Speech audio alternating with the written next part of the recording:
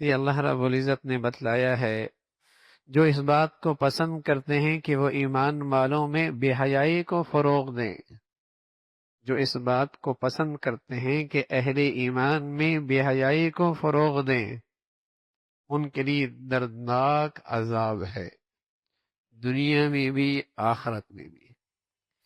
جب یہ قرآن کی آیت اتری تھی تو مدینہ کا منورہ کا ایک محدود معاشرہ، محدود سوسائٹی، ایک مخصوص واقعہ، لیکن اس قرآن کی آیت کی تفسیر بہت وسیع۔ اگر آج کی دنیا دیکھی جائے، آج کی صحافت، آج کا ٹیلی ویژن، آج کا لٹریچر، آج کے میڈیا اور آج کے تعلیمی اداروں کا نظام تعلیم دیکھا جائے تو قرآن کی یہ تفسیر کھل کے سامنے آ گئی۔ اگر آج کا لٹریچر، آج کا ذرائع ابلاغ، آج کا میڈیا، آج کا ٹیلی ویژن، آج کا ریڈیو، آج کا ناول اور آج کا تعلیمی اداروں کا ماحول دیکھا جائے تو یہ آیت کی تفسیر ایک معجزہ لگتی ہے، یہ آیت ایک معجزہ لگتی ہے۔ اس کا یہ اعجاز ہے کہ اس کی آج تفسیر ساری دنیا بنی ہوئی ہے۔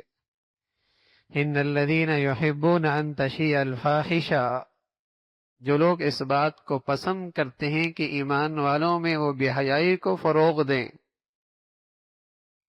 جب یہ آیت اتری تھی تو ایمان والوں نے بن دیکھے اس آیت پہ ایمان لایا تھا، بن دیکھے۔ ایک مخصوص واقعہ تھا لیکن اس کی تفسیر اس سے زیادہ وسعت رکھتی تھی۔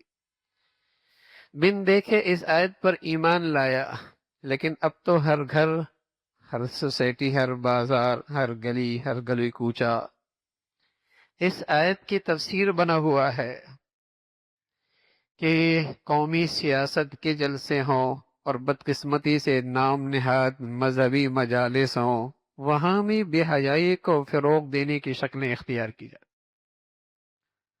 ہمیں عزیزو، جو قوم کا مقتدی طبقہ اور مذہب کے نام پر یہ مخلوط محفلیں ہونے لگیں گی، پھر آنے والی نسل محبت کے دن ہی منائے گی نا۔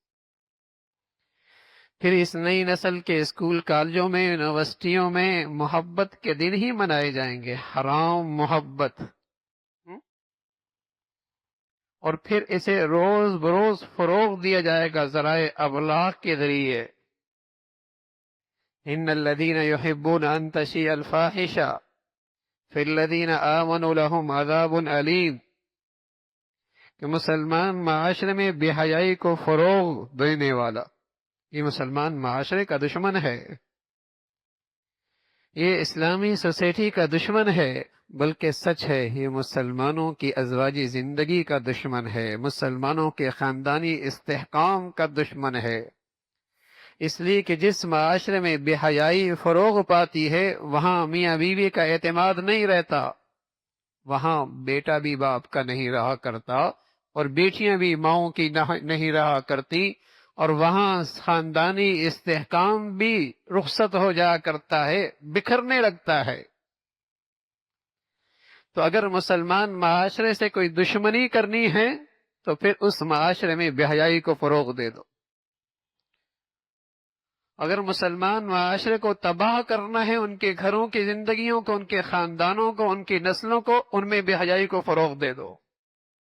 اس لیے اللہ نے ایسے لوگوں کے لیے دردناک عذاب کا اعلان کیا ہے کہ یہ اسلامی معاشرے کے دشمن ہے، بے حیائی کو فروغ دے رہے ہیں۔